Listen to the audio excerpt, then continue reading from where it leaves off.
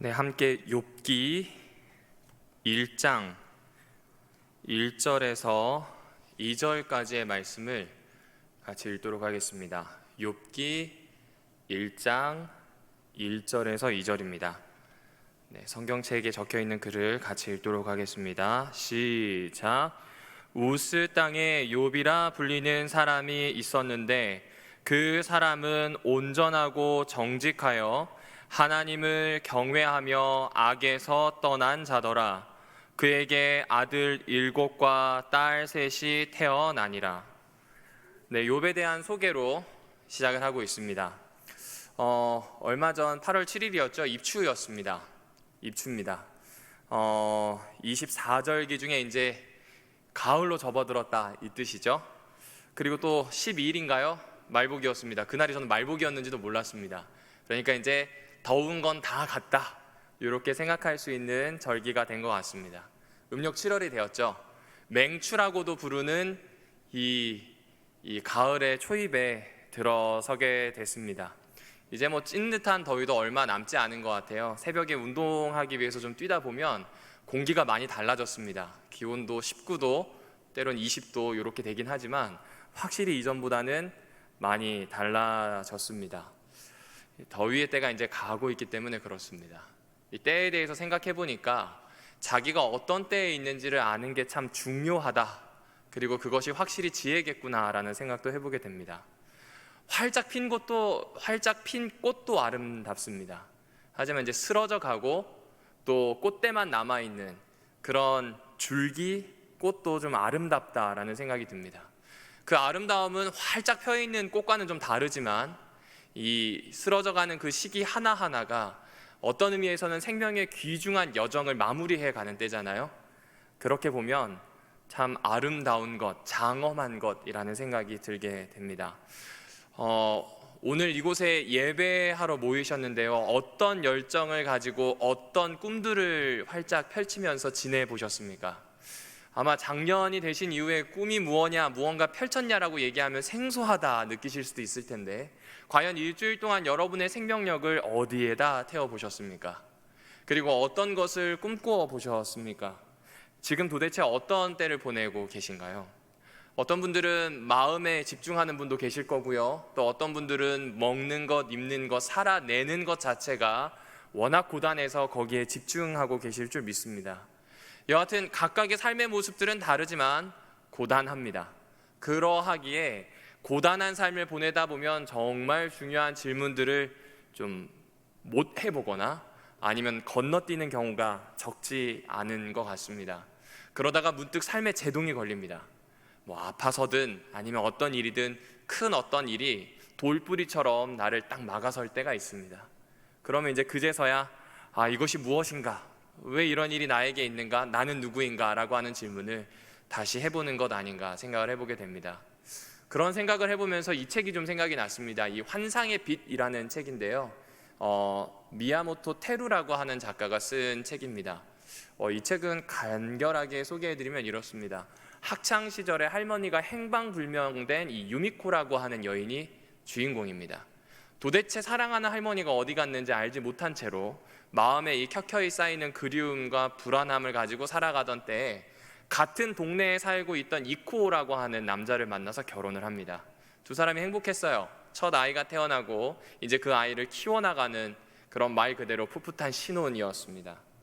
그날도 여느 때와 다름없이 남편이 인사를 하고요, 저녁에 봐 하면서 나갔는데 밤에 아무리 기다려도 돌아오지 않는 거예요. 그 다음날 아침이 되어도 돌아오지 않는 겁니다. 그래서 나가보니까 이 철길에 몸을 던졌어요. 유명을 달리한 겁니다. 그 이후로 7년 동안 정말 지옥 같은 시간을 보내다가 상처를 묻어두고 결혼을 다시 했어요. 그리고 이제 결혼을 다시 한 다음에 마음이 좀 정돈되었다 싶을 때가 되면 그런 게 불쑥불쑥 올라오잖아요. 근데 옛날과 다르게 무조건 피하는 게 아니라 이게 글을 쓰기 시작합니다.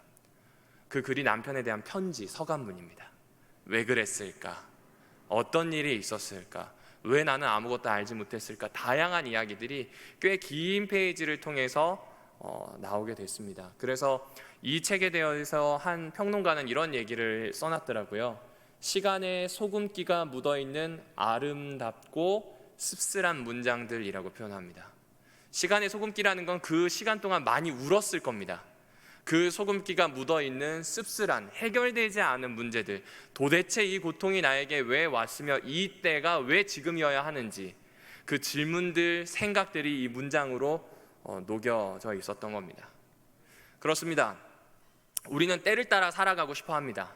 그리고 지금 우리는 2021년에 가을을 맞이하는 때에 예배를 드리고 있지만, 가끔 그때 중에 정말 피하고 싶은 때가 있다면 고통의 문제입니다. 그 고통의 문제는 알든 모르든 피하고 싶습니다. 특별히 이런 고통이 제일 좀 어렵지 않나요? 왜 오는지 몰라요. 이유가 뭔지 몰라요. 내 삶이 아름답게 작동했던 것 같은데 갑자기 그런 일이 생겨요. 도대체 이런 곤란함이, 이런 역경이 왜 오는지 잘 모르겠다라는 생각이 듭니다. 오늘 본문에 등장하는 이 욥이라고 하는 남자가 그런 고통을 겪은 남자예요. 그에게 찾아온 고통은 어떤 건지 도대체 설명이 안 되는 겁니다. 생각해 보십시오. 자식들이 한꺼번에 죽어요. 그 큰 바람에 한꺼번에 죽습니다. 스바 사람이 오더니 소유를 다 죽이고 종들을 다 죽여요. 메소포타미아에 있는 사람들이 오더니 또 소유를 죽이고 종들을 다 죽입니다. 불나더니 다 없어져요. 아내와 자기밖에 남지 않았어요. 집 한 칸이 다예요. 도대체 이런 일이 왜 일어났는가? 아마 이때가 되면 이건 답답함이 아닙니다. 이 속에서부터 문드러져가는 이 마음을 어떻게 주체할 길이 없습니다. 그런데 이에게는 고마운 친구들이 있었죠. 그 친구들이 찾아옵니다. 그런데 이 이야기들을 들어보면 분명히 위로는 위로 같은데 위로 같지 않은 위로입니다. 첫 번째 이야기가 이거죠. 야, 너가 뭔가 좀 잘못한 게 있는 것 같아. 하나님이 회개케 하시려는 것 같아. 우리 가끔 이렇게 어려운 일을 당하면 이런 이야기 하죠. 근데 욥이 지금 하나님께 잘못한 게 있었다고 성경은 이야기하나요? 없었어요. 그러니까 좋은 말이 아니에요. 혹 그가 잘못을 했든 안 했든 상관이 없어요. 그 사람에 대해서 다 알지 못하기 때문에 이런 말은 폭력입니다. 또 다른 친구가 얘기하죠. 원인이 있을 텐데 우리가 몰라서야. 글쎄요, 원인이 있어서 이런 일이 있었을까요? 오늘 좀 이따 살펴보겠습니다. 그리고 또 하나 친구가 이야기하죠. 하나님은 선하시대요. 그러니 견뎌보래요. 하루하루 1초 1초 사는 게 너무 힘든데 견뎌보랍니다. 위로일까요? 잘 모르겠습니다. 여하튼 고통의 문제에 욥이 섰습니다. 혹 여기 오늘 예배를 드리러 오신 분들 중에, 또 함께 예배를 드리기 위해 온라인으로 함께 하시는 분들 중에 이런 고통의 문제에 서 계신 분들이 있는지도 모르겠습니다. 그래서 그 문제를 가지고 욥기를 읽으신다면 이렇게 읽으십사, 욥기를 어떻게 읽을 것인지에 대한 이야기를 오늘 좀 들려드리려고 합니다. 먼저 욥기를 읽을 때 한 4가지의 열쇠를 좀 기억해 주시면 좋을 것 같습니다. 첫 번째는요, 첫 구절을 대충 읽고 가볍게 넘어가지 않으셨으면 좋겠습니다. 좀 이따 설명드리겠습니다. 두 번째는 현대인의 시각, 오늘 여기에서 읽는 그 시각으로 읽지 말고 그 당시에 어떤 일이 있었을지를 좀 읽어보아 주셔야 합니다. 세 번째는요, 캐릭터의 변화, 그러니까 욥이 가지고 있었던 성격이 바뀌거나 어떤 극적인 변화가 생길 것이다, 반전이 있을 것이다 라고 하는 기대는 안 하셔야 합니다. 지금 그런 이야기가 아니기 때문에 그렇습니다. 욥기 1장부터 42장까지는 그런 이야기를 하지 않습니다. 그리고 마지막으로 잠언과 어떤 차이가 있는가, 지금 잠언과 연결되어 있는 책이거든요. 어떤 차이가 있는지를 좀 보아주셔야 합니다. 첫 번째로는 이 첫 구절을 대충 읽지 않는 겁니다. 여러분, 성서에서 이야기를 시작할 때요, 대부분의 1장 1절을 건너뛰시는데 그렇게 하시면 안 됩니다. 가벼운 도입부가 아닙니다. 그 안에는 생각보다 많은 정보가 들어있습니다. 예를 들어 우시아가 죽던 해에 라고 하는 이야기로 이사야가 시작하거든요. 이거는 굉장한 의미가 있어요. 그 시절에 맞는 메시지를 이사야가 썼다는 이야기잖아요. 어떤 정보라든지 사람에 대한 이야기가 있으면 그거 대충 건너가시면 안 됩니다. 두 번째는요, 이 첫 구절, 첫 단락 서론에 대한 이야기를 그냥 서론이라고 치부하고 뒤로 읽어 나가려고 하는 걸 좀 그만두셔야 합니다. 이게 무슨 이야기냐면, 여러분이 성경을 읽으실 때 대부분 결론이 마지막에 나올 것이라고 생각합니다. 하지만 대부분의 이야기들은 이 초반부부터 이야기를 합니다. 결론을 초반부에 이야기하는 경우가 많습니다. 왜냐하면 성경이 글로 전달되는 건 얼마 안 됐어요. 대부분 말로 구전되었기 때문에 사람들에게 강조하기 위해서라도 처음, 중간, 끝에 중요한 것들을 이야기합니다. 그러니까 끝에 있을 것이다, 결론이나 말하려고 하는 핵심이 끝에 있을 것이다 하는 건 우리의 선입견이에요. 그러니 앞에 있는 부분을 좀 잘 읽어내 주셔야 합니다. 두 번째는 현대인의 시각으로 읽으시면 안 됩니다. 여러분께 성경을 읽을 때 방법을 소개해드리면 인칭으로 설명해드릴 수 있을 것 같아요. 3인칭, 1인칭, 2인칭으로 읽으시는 게 좋습니다. 3인칭, 도대체 이 성경 말씀이 그때 그곳에서 무슨 의미였는가? 요게 먼저 알아야 됩니다. 왜냐하면 우리가 유일하게 해석을 할 때 그때 그곳에서 무슨 일이 있었는지 알아야 오늘 해석하는 게 어렵지가 않습니다. 그 다음이 1인칭이에요. 그럼 그 의미가, 그 해석이, 그 메시지가 나한테 어떤 의미인가? 3인칭에서 1인칭으로 오는 겁니다. 그 다음 마지막이 2인칭이에요. 오늘 나에게 의미했던 그 내용이 나와 말씀을 나눌 혹은 이야기를 나눌 그 사람에게 어떤 의미가 되느냐입니다. 대부분의 사람들이 성경을 읽을 때 이 3인칭, 그때 그곳은 안 읽어요. 오늘 나한테 와닿고 너한테 무슨 이야기를 해야 될지 그렇게 성경을 읽습니다. 근데 그러다 보면 이런 해석을 합니다. 가라. 그럼 사업을 하라고 하시나 보다. 가지 마라. 하지 말라고 하시나 보다. 아니거든요. 성경은 암호라든지 무당처럼 점을 쳐주는 그런 책이 아니에요. 성경은 하나님께서 우리에게 분명하게 전달하려고 하는 메시지가 있거든요. 제일 먼저 그때 그곳, 지금 여기 너와 어떤 이야기를 나눌지 메시징을 차분히 해 가셔야 합니다. 왜 이 말씀을 드리냐면 욥기를 읽을 때도 마찬가지예요. 현대인의 시각으로 읽으시면 안 됩니다. 예를 들어 볼게요. 원죄론, 믿음으로 얻는 구원, 율법이냐 은혜냐 이런 이분법은요, 욥기가 기록될 당시에는 없었습니다. 신약시대 이후에 종교개혁 시대에 많이 연구가 된 것들이에요. 그러니까 이건 욥기와 그렇게 큰 상관이 없을 가능성이 많습니다. 나중에 풍성한 해석을 위해서 신약에 있는 내용을 끄집어 올 수는 있지만 본래 의미와는 그렇게 큰 이 연결점이 없다는 겁니다. 그런 것 중에 하나가 무엇이냐면 욥이 교만했다가 벌을 받아서 회개했다는 내용입니다. 제가 이제 10월 달에 아마 성도님들과 함께 이 욥에 대한 이야기를 할 텐데 그 내용이 생각보다 근거가 없습니다. 교만해서 징벌을 받았다, 이 내용이 아닙니다. 욥의 내용은 오늘 서론에서도 보시면 충분히 이해하실 수 있습니다. 그리고 또 어떤 분들은 이렇게 생각하십니다. 이 욥이 가지고 있는 교만 대신에 무지로, 또 욥이 회개한 것 대신에 어떤 지혜의 이름으로 뭐 이렇게 생각하시는데 그런 내용도 아닙니다. 욥기는 한마디로 얘기하면 왜 의로운 사람이 고난을 받는가? 도대체 알 수 없는 이 고통을 왜 의로운 사람이 받아야 하는가입니다. 그리고 이 고난당하는 사람이 의롭다라고 하는 것은 다른 말로 하면 이런 고난을 당할 만한 행동을 했다고요? 안 했다고요? 안 했다는 거죠. 이 이야기가 처음부터 끝까지 쭉 흘러갑니다. 그러니까 오늘 내가 당하고 있는 고통의 이유를 알지 못할 때 욥이 도움이 되는 이유가 뭘까요? 내가 알지 못하는, 보이지 않았던 그 세계를 욥이 소개를 해주고 있는 거예요. 그래서 현대인의 시각으로 내가 지금 알고 있는 그런 지식들을 가지고 읽으시면 안 됩니다. 세 번째입니다. 극적 반대, 이 극적 반전이나 캐릭터의 변화나 성장 이런 거 기대하시면 안 됩니다. 왜냐하면요, 이거는 우리가 드라마 볼 때 익숙한 거예요. 이 주인공이 보면 말도 안 되는 상황에서 막 승승장구하잖아요. 그리고 그 역경을 다 이겨내서 정말 든든하게 서고 자신의 원수도 이깁니다. 그런 드라마 많죠. 이게 유행했던 때가 언제냐면 근대 유럽에서 성장소설이 나올 때부터예요. 그리고 그 클리셰, 이런 이야기의 방식은 오늘날 우리에게도 참 많이 쓰이고 좋아합니다. 근데 욥은 그런 이야기가 아닙니다. 그래서 극적인 반전이나 성장이나 변화 이런 거 기대하고 읽으시면 좀 어렵습니다.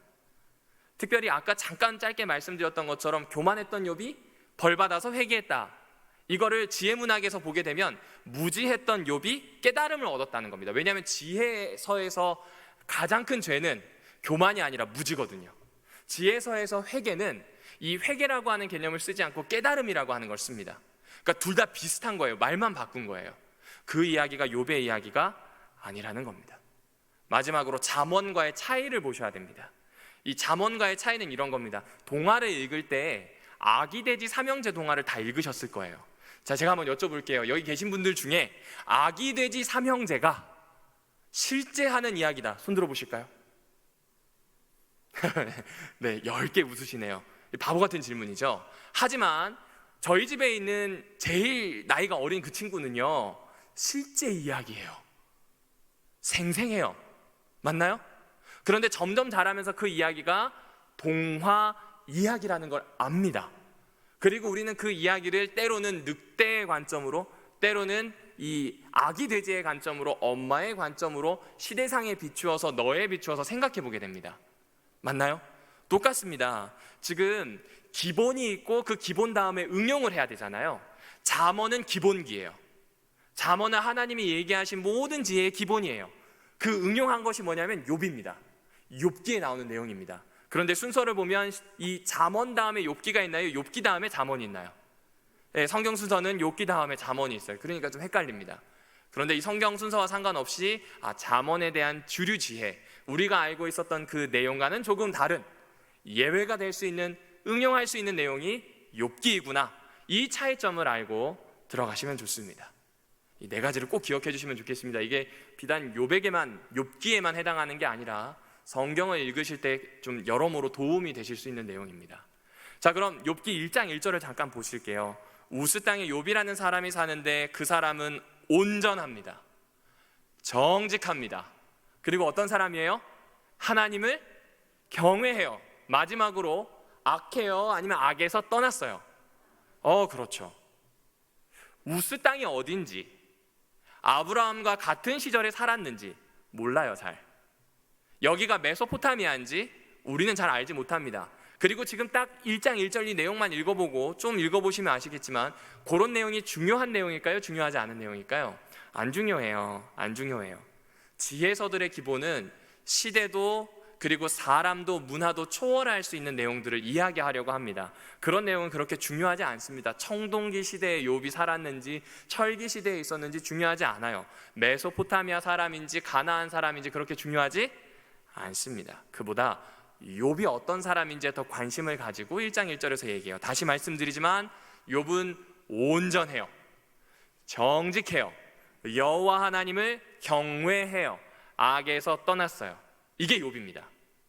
그렇군요 라고 하실 거예요.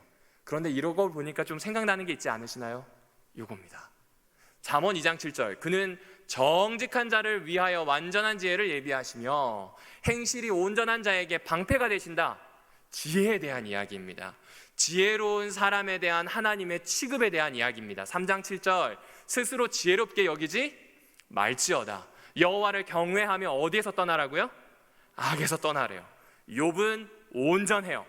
정직해요. 여호와 하나님을 경외하고 악에서 떠나 있습니다. 특별히 정직하다라고 하는 건 아샤르라고 하는 단어인데, 이 단어는 행실이 온전한 사람이란 이런 뜻을 가지고 있다고 합니다.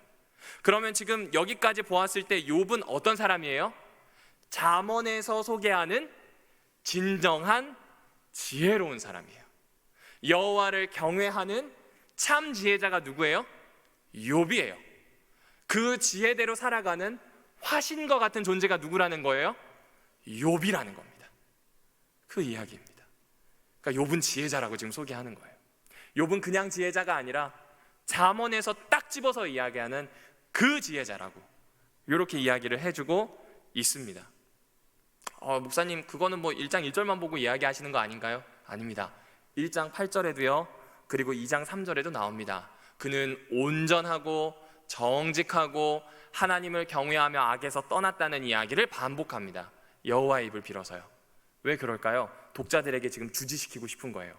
욥은 규범적인 지혜, 주류가 되는 잠언에 나오는 딱 그 지혜자, 그런 사람이다. 고로 이 사람은 벌받을 일이 있다 없다? 없다, 이겁니다. 우리가 가지고 있는 이 회개에 대한 개념을 아직 적용하기엔 이릅니다. 지금 이 사람이 고난받을 만한 어떠한 잘못이나 과오가 없다는 부분을 욥기 1장 1절에서 소개하면서 시작하고 있습니다. 그럼에도 불구하고 바울이 얘기했던 것처럼 아담 이후의 모든 사람이 죄인이다, 이걸 가지고 바로 해석을 해버리면요, 하나님은 욥에 대한 잘못을 알고 있었고 욥에 대해서 평가를 틀리게 한, 다른 말로 하면 전지전능하지 않은 하나님으로 만들어버립니다. 그러니까 본문 내용을 쫓아오면 욥은 어떤 사람이에요? 여타할, 어려움을 당할 하당의 이유가 없는 사람이 욥이다, 이렇게 소개합니다. 그리고 본문은 좀 더 이어갑니다. 욥기 1장 2절과 3절입니다. 그의 자녀는 남자아이가 몇 명이에요? 7명. 여자아이가 몇 명이에요? 셋입니다. 소유는 양이 7천이래요. 약대가 3천이고요. 엄청 많습니다. 맞나요? 동방에서 큰 사람이래요. 왜 이런 이야기를 할까요? 현대에서는요, 부자가 왜 부자가 되었는지에 대한 다양한 이야기들이 나옵니다. 자수성가했네, 뭐 이런 습관을 들였네, 이런 이야기들이 나옵니다. 근데 고대는 아주 단순해요. 부자 이퀄 지혜로운 사람이에요. 부자 이퀄 여호와 하나님을 경외하는 사람이에요. 그 이야기를 소개하고 있는 겁니다. 그러니까 욥은 어떤 사람이에요? 지혜로운 사람이에요. 뿌린 대로 거둔다라고 이야기하는, 심은 대로 거둔다라고 하는 그 잠언의 지혜 그대로 산 겁니다. 선한 것을 심었고 성실함을 심었고 정직함, 행실의 올바름을 심어서 그 결과를 얻어 사는 사람이 누군가요? 욥입니다. 4절에서 또 한 번 이렇게 얘기합니다. 아들들이 생일이 되면요, 딸까지 다, 그러니까 모든 남매가 다 모여서 뭐 해요? 생일잔치를 같이 벌여요. 사이가 좋아요, 나빠요? 이것도 엄청난 복이에요. 지혜자가 얻을 수 있는 복입니다. 잠언 6장 19절에 보면 형제끼리 정말 친한 것, 이간질이 없는 것, 이걸 최고의 복, 7가지의 복 중에 하나로 이야기합니다. 그리고 만약 형제가 틀어지잖아요? 그럼 그 틀어진 형제의 마음을 다시 하나로 모으는 건 성을 빼앗는 것보다 어렵다고 이 잠언 18장 19절에서 이야기합니다. 그러니까 욥은 어떤 사람이에요? 지혜로운 사람이에요. 참 지혜로운 사람이라는 이야기를 해주고 있습니다. 그리고 욥은 이렇게 합니다. 잔치가 끝난 다음에 제사를 드려요. 혹 우리 아이들이 범죄하였을까 봐. 이거는 욥이 잘못한 것이 있어서 제사를 드리는 건가요? 아니요, 그 얘기가 아니에요.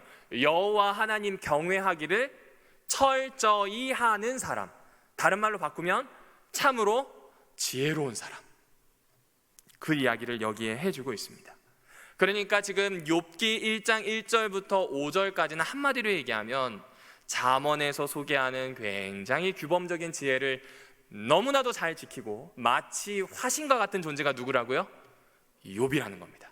잠언에 있는 것이 삶에서 어떻게 나타나는지 보고 싶은가? 그럼 누굴 보라는 거예요? 욥 보라는 겁니다. 그런데 6절부터는 이제 본론이 시작됩니다. 같이 읽어보겠습니다. 시작. 하루는 하나님의 아들들이 와서 여호와 앞에 섰고 사단도 그들 가운데 맞습니다. 분명히 그렇게 잘 살아가고 있었어요. 정말로 하나님의 복을 받았고 평탄하고 형통한 삶, 성경에서 이야기한 삶 그대로 살았습니다. 이대로 살았으면 더 이상 뭐 얘기도 나올 필요도 없고 행복합니다. 근데 문제가 생깁니다. 하루는 하나님의 아들들이 천상에 모여요. 어디에 모였다고요? 천상에 모였습니다. 정확히 얘기하면 여호와 하나님이 계신다고 생각하는 그 어디쯤에 모인 겁니다. 그 어디쯤에 모였는데 누가 왔어요? 사탄이 등장합니다. 그리고 이후에 사탄과 하나님의 대화가 나옵니다. 그리고 1장, 2장에 나오는 사탄이 42장까지 다시 등장하나요? 등장하지 않나요? 등장 안 해요. 그러니까 지금 욥기에서는 사탄에 대해서 굉장히 분명하게 이야기하는 거예요. 하나님의 아들들은 말 한마디 없거든요. 영화라든지 연극에서 치면 엑스트라예요. 단역 배우예요. 그냥 등장해서 서 있어요. 하지만 사탄은 조연이에요.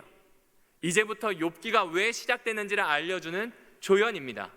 그런데 이 조연이 비중도 적어요.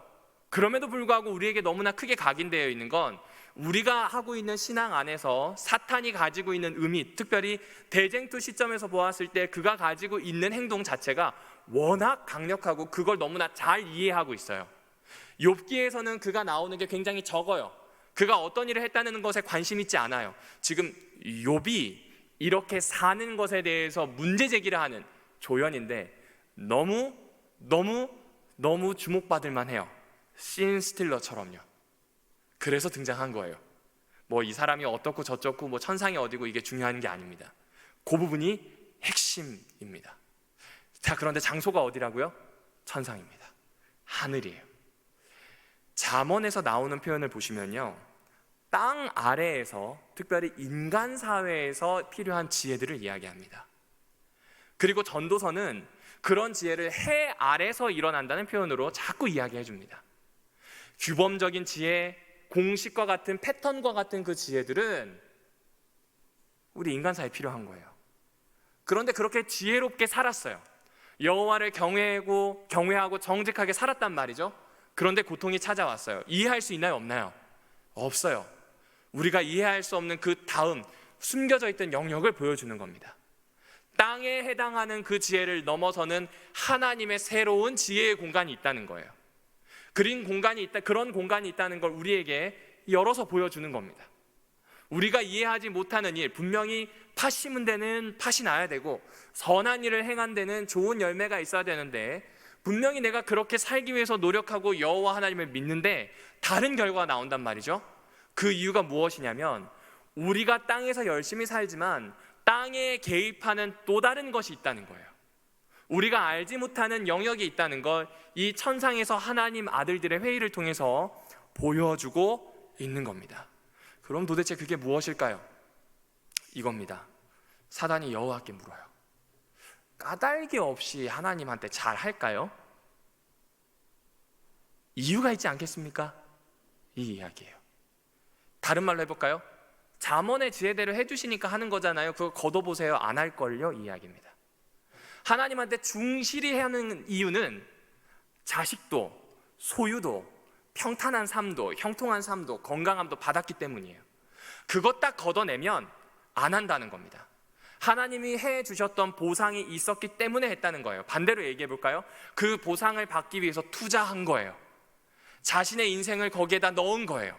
그렇게 인출이 되었어요. 그러니 했다는 거 아닌가요? 이 이야기예요. 알 수 없는 고난이 찾아왔을 때 우리가 할 수 있는 질문입니다. 그리고 그 질문 앞에 서게 되었을 때 사탄은 또 이런 질문을 하는 거예요. 알 수 없는 고난 찾아온 거 그 이유 있다. 하나님이 끊었어. 자, 어떻게 할까? 이 이야기를 우리에게 묻는 겁니다. 여러분이라면 이 질문에 어떻게 하시겠습니까? 욥이 사실 굉장히 중요하게 하는 질문이 이 질문이거든요. 까닭 없이 여호와를 경외하겠습니까? 라고 하는 이 욥기의 질문은 오늘 우리에게 바꾸면 이런 것과 같습니다. 앉아 계신 성도님 한 분 한 분과 제가 똑같은 질문을 받는다고 생각해 보세요. 당신은 아무런 대가를 바라지 않고 하나님 사랑할 수 있습니까? 다른 말로 이야기하면 하나님은 아무런 까닭 없이, 대가 없이 우리를 사랑하셨어요. 맞나요? 이스라엘이 뭘 잘했습니까? 없어요. 그런데 그들을 구원해 내셔서 가나안까지 불평하고 반역하는 애들 데리고 가셨어요. 제자들이 무엇을 잘했습니까? 그런데 선택을 하셔서 하나님 나라를 세우고자 하는 공동체의 수장들로 삼으셨어요. 내가 무엇을 잘했습니까? 없습니다. 그럼에도 불구하고 나에게 은혜를 입히셔서 까닭 없이 끊임없이 사랑해 주세요. 그리고 이제 역으로 질문하는 거예요.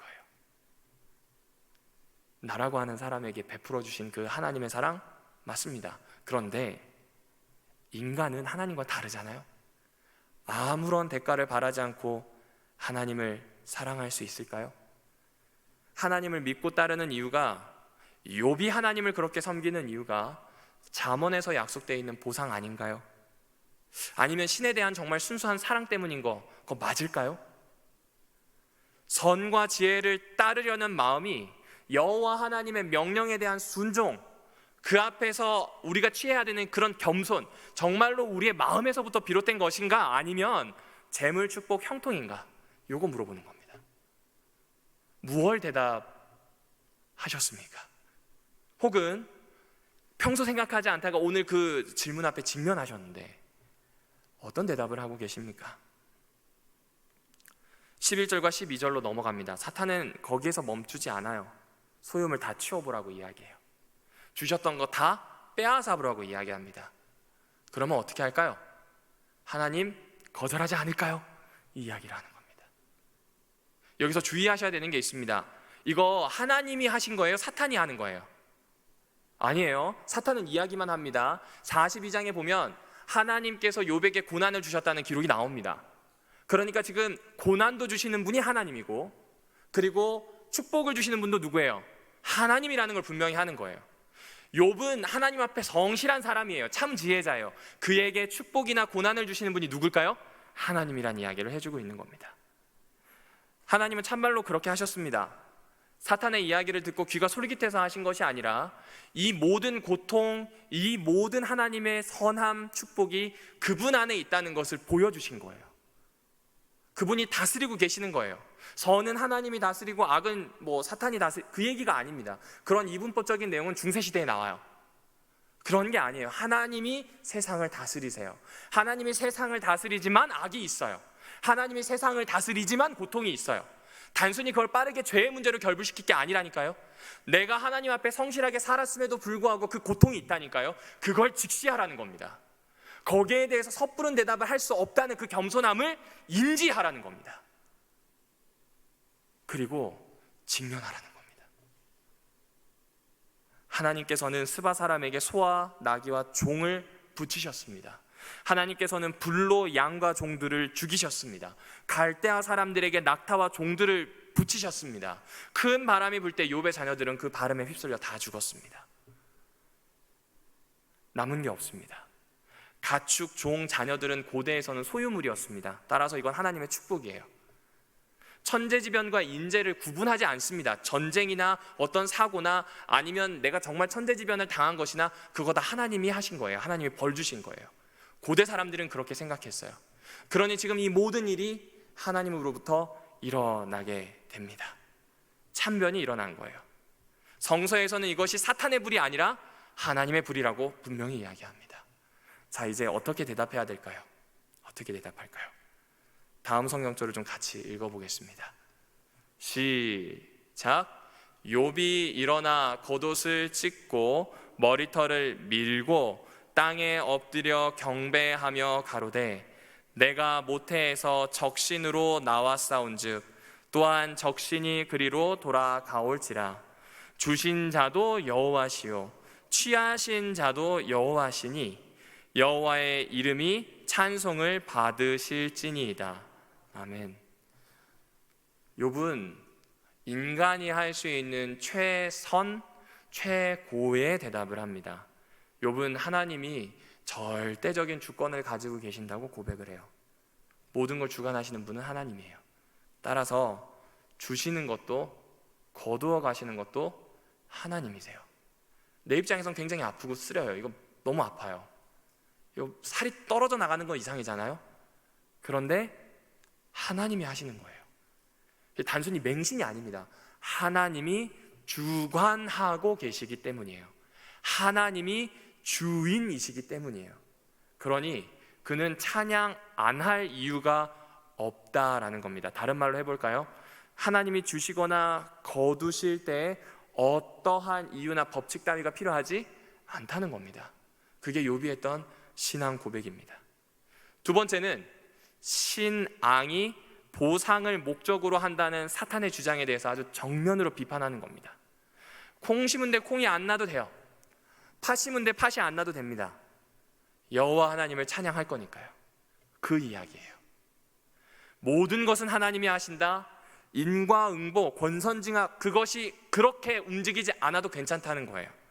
그리고 하나님에 대한 진정한 사랑은 이런 보상을 초월하는 것이라는 걸 우리에게 소개해 주는 겁니다. 이건 기도에도 연결되지 않을까요? 구하는 기도가 있고요, 관계를 위한 기도가 있습니다.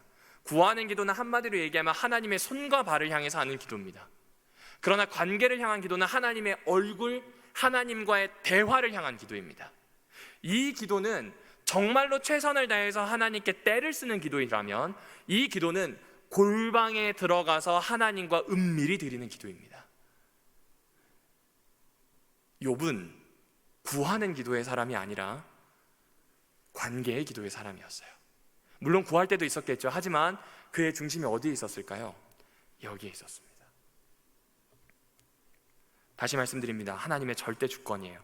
좀 더 쉽게 말씀해 드리면 잠언에서 만든 패턴들 있잖아요. 선하면 선이 나오고 악이면 악이 나오고 이런 패턴들이요, 이렇게 돌아가는 이 연결고리들이요, 체계와 시스템들이요, 하나님은 그 패턴 안에 갇혀 계시는 분이 아니라는 이야기를 하는 겁니다. 우리 생각이에요.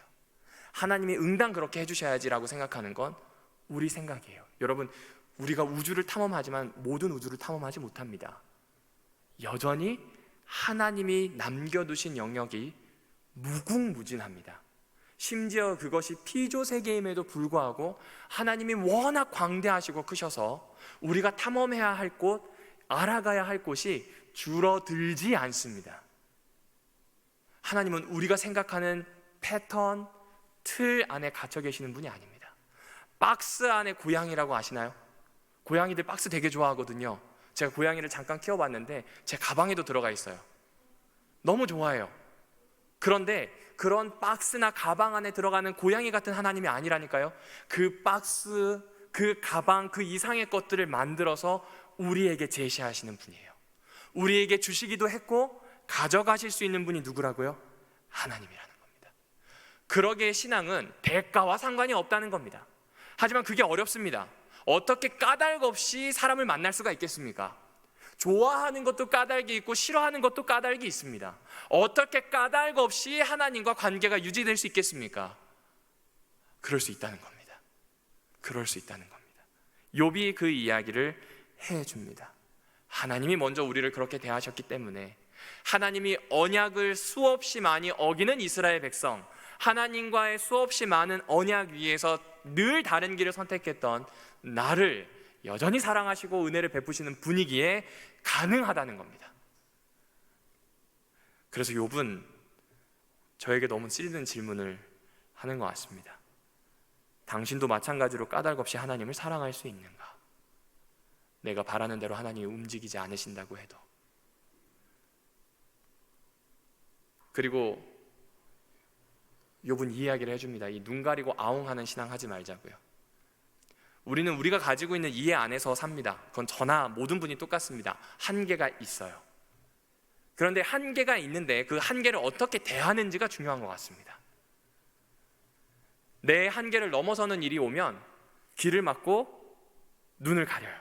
안 보겠다는 거죠. 그러면서 이건 사탄의 시험이야. 이것은 내가 뭘 잘못했기 때문이야. 네가 잘못했기 때문이야. 이렇게 되면 아무것도 되지 않습니다. 여기서 좀 더 나아가게 되면 왜곡을 하죠. 이거는 어쩔 수 없는 일일 수도 있다, 뭐 이런 식으로 말이죠. 아닙니다. 현실과 신앙의 괴리가 생길 때, 지금처럼 말입니다. 오늘 우리가 지금 살고 있는 이 혼란한 세상, 내가 믿고 있는 것과 사람들이 이야기하는 것이 다르다고 느낄 때, 내가 살아내야 하는 것과 성경에서 이야기하는 그 가치가 워낙 차이가 클 때, 이럴 때 우리는 그 한계 앞에서 눈 가리고 아웅할 것이 아니라는 겁니다. 욥은 그때 묵묵히 기다립니다. 욥은 그 긴 기간 동안 친구들과 대화하는 것을 통해서 도대체 하나님이 무엇을 하시려는지, 하나님이 어떤 새 것을 열어주시는지에 대한 생각을 한 겁니다. 이것은 하나님이 보상하시는 것에 대한 생각이 아니에요. 내가 지금까지 참 지혜대로 살아왔음에도 분명하고 하나님이 이렇게까지 일을 만드신 이유가 무엇인지를 기다려본 겁니다. 이게 참 필요한 것 같습니다. 그리고 마지막으로요, 악에게 책임을 전가해서는 안 됩니다. 무언가 나쁜 일이 생기면 사탄의 미혹, 악마의 소행 뭐 이런 것들로 단정짓기 쉽습니다. 제가 어렸을 때 이 마을에서 어떤 분이 아팠는데 귀신 들렸다, 뭐 이렇게 이야기하는 어른들을 뵌 적이 있습니다. 혹은 신앙하는 사람이 범죄를 했는데 그 사람이 사탄의 꼬임 때문에 그랬다, 그래서 사탄 때문이다, 잘못은 그 사람이 했거든요. 근데 사탄 때문이래요. 이렇게 쉽게 전가하는 거 아니라는 겁니다. 왜냐하면 잘못 해석하게 되면요, 고통이나 고난의 문제를 너무나 빠르게 악의 문제라든지 아니면 사탄의 미혹으로 밀어내게 된다면, 물론 그도 이유가 있을 거예요. 하지만 결국 잘못을 선택하고 행동한 사람은 누군가요? 나예요. 자꾸 책임을 전가하는 거죠. 범죄자들이 가장 많이 하는 이 심리가 회피라는 거잖아요. 어쩔 수 없었다는 거잖아요. 사람 죽인 게 어쩔 수 없이 사기쳤다는 거잖아요. 그 모습을 신앙을 하면서 보일 필요가 없다는 겁니다. 고통과 질병을 잠언, 공시문대 콩난다라고 하는 그 틀에서만 이해하면 욥이 친구들이 그랬던 것처럼 남 탓하기 쉽습니다. 그리고 책임을 손쉽게 돌리면서 타인을 정죄하기도 쉽습니다. 그런 거 할 필요 없다는 겁니다. 고통 앞에 섰다면 그 고통이 무언가 하나님이 깨닫게 하시려는 것, 하나님의 뜻, 이런 이야기 어줍지 않은 충고라는 겁니다. 그 옆에 그냥 같이 계셔 주십시오. 그 고통 당하는 사람 옆에서 눈물 안 흘려도 돼요. 같이 계셔 주세요. 말 안 보태도 돼요. 나도 한계가 있어요. 그걸 그냥 인정하세요. 바로 옆에 계셔 주시기만 하면 됩니다. 그를 위해서 기도하는 거예요. 하나님, 뭔진 모르겠습니다. 도와주십시오. 이 사람이 절절하게 아파오는 게 저에게도 너무나 아파옵니다. 왜 이런 일이 생긴 겁니까, 하나님? 이거 어떡합니까? 곤란합니다. 도와달라는 기도로 넘어가는 겁니다. 그렇습니다. 욥의 캐릭터가 성장하는 이야기가 아니겠죠? 욥이 어떤 극적인 반전을 겪는 이야기도 아니겠습니다. 저희가 나중에 10월 달에 한번 욥을 살펴보게 될 텐데 거기에서 좀 더 이해하실 수 있는 도움이 많이 되실 겁니다. 우리가 가지고 있는 고통과 곤란의 문제를 통해서 하나님이 얼마나 크신 분인지, 내가 하나님과의 관계를 어떻게 설정하고 있는지, 나의 변화를 먼저 시작하게 하는 책이 바로 욥기입니다. 지금까지 편안하게 혹은 지금까지 믿어왔던 것들이 흔들릴 때 나를 붙잡을 수 있는 생각을 확장시키고 더 깊게 내려가게 해주는 책이 욥기라고 하는 겁니다. 그러므로 사랑하는 별내교회 성도 여러분들이시여, 욥기 읽어주시면 좋겠습니다. 우리가 가지고 있는 삶의 문제가 워낙 크다면 읽어주셨으면 좋겠습니다. 그리고 이 안식일 하나님께서는 예배에 모인 모든 분들을 이렇게 초청하십니다. 아프지? 이야기해보자. 이렇게 초청하십니다. 오늘부터 시작되는 이 안식일, 그 교제의 시간으로 보내보시면 어떻게 하겠습니까? 많이 아픈 일이 있고 어려움이 있었지만 여전히 코로나로 여기저기 만남도 할 수 있고 참 외로운 시간이 보내지만 적어도 한 가지 분명한 건 하나님은 나와 대화하기 원하신다는 것이고, 하나님은 여전히 나의 눈을 열어서 보이지 못했던 세계를 열어주고 싶어 한다는 이 사실 꼭 기억해 주시면 좋겠습니다. 다시 한번 이 안식일 욥과 함께 더 깊은 영적 여정을 떠나게 되었으면 좋겠습니다.